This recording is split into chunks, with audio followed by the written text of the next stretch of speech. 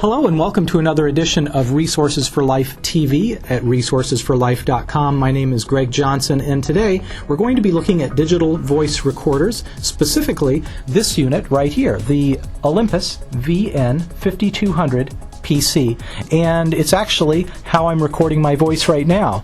The videotape is running and it's recording my voice, but I'm actually going to go in and use the audio created by this recording device and paste it into the video. It's very handy in situations where the camera is going to be at a distance from the person speaking. So you can use it in video settings or just to record, use it as a memo recorder, record meetings, events, that type of thing.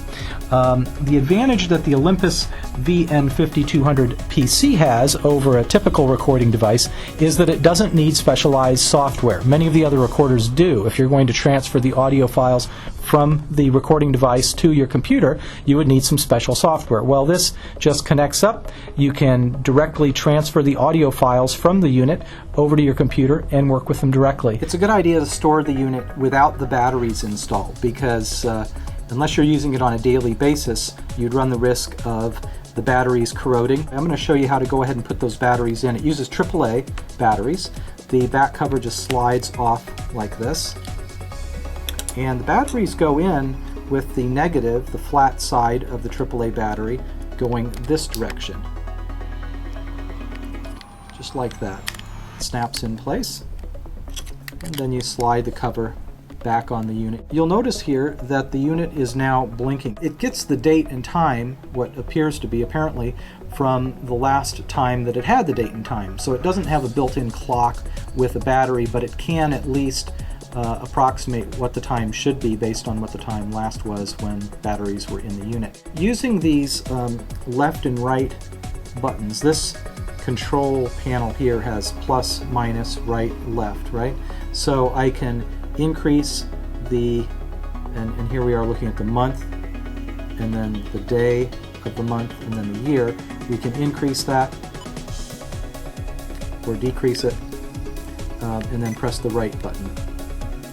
And increase or decrease the day, then press the right button and continue on to the hour of the day and then the minute, and that's adjusting AM and PM. When you're done, you'll push this OK button. It's marked play and OK, so you push that and that basically sets the current date and time. That's really important if you're recording because you want to make sure you can go back later and determine which recording that was, when it was. It helps if you're getting multiple recordings in the recorder. On the top here, you'll see there's a microphone input. If you want to have an external microphone, you can.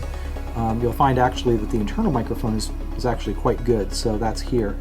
And then the earphone. If you want to listen privately to recording, you can do that. You can also use this earphone jack to hook into a car's audio system. If you're just driving along and wanting to listen to a meeting that was previously recorded, you can do that if your car has an auxiliary input. On the left-hand side here, you'll see the USB cable adapter. That's how you'll transfer the audio files from the recorder to your computer.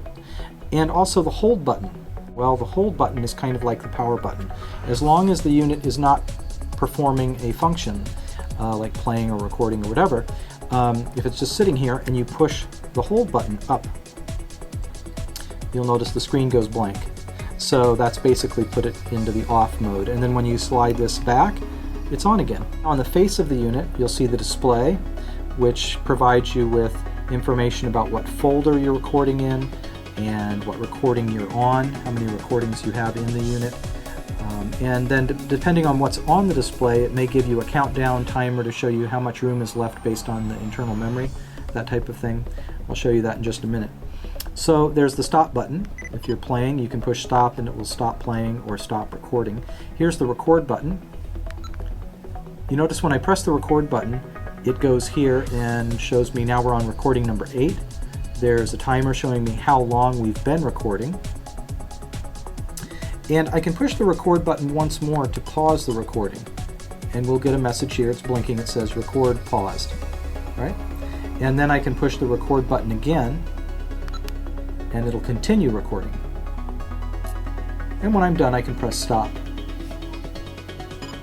It's important when you're recording, if you're wanting to later easily distinguish between one recording event and another, let's say you're conducting interviews with 10 people, you'd want to push record to start recording and pause if needed, by pushing the record button again. But when you're done with person number 1, go ahead and push the stop button.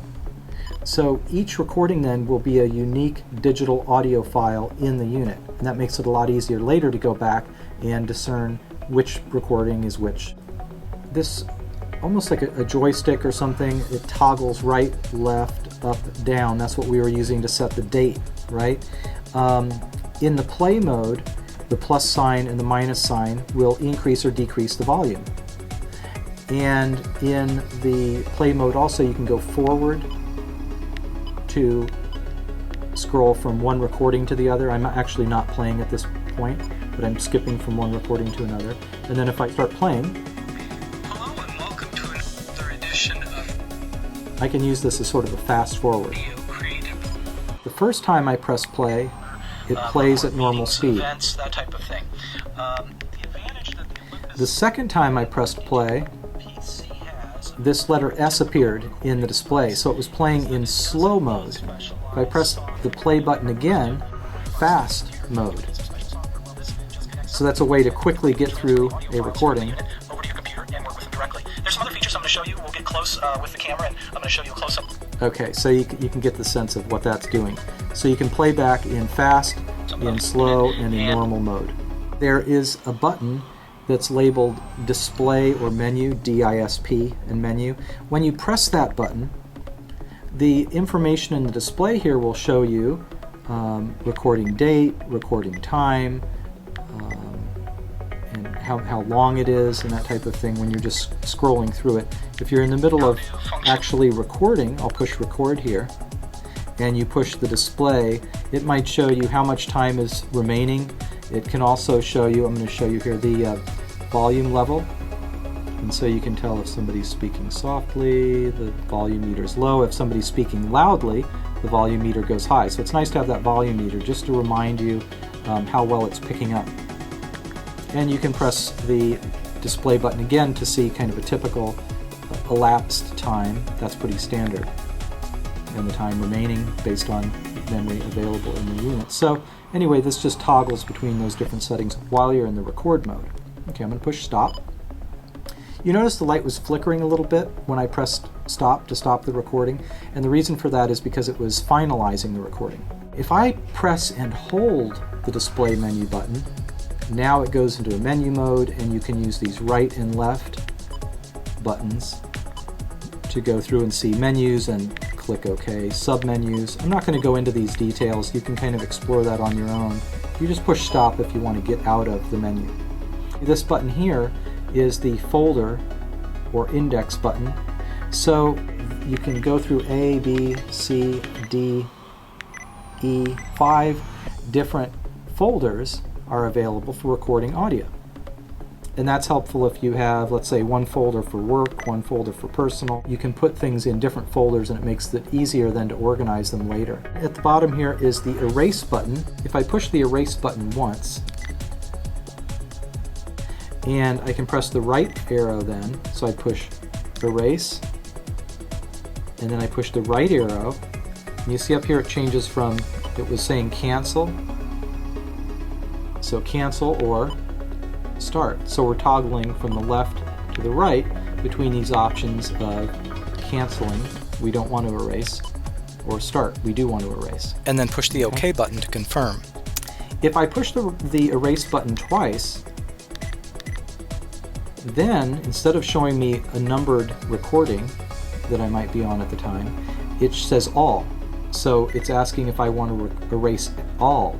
And you notice it does cancel out. So if I've pushed the erase button twice, and it says it's asking me if I want to erase all. If I don't do anything, it'll eventually reset itself. There it goes. Those are the basic instructions on how to use the Olympus digital voice recording unit VN-5200 PC.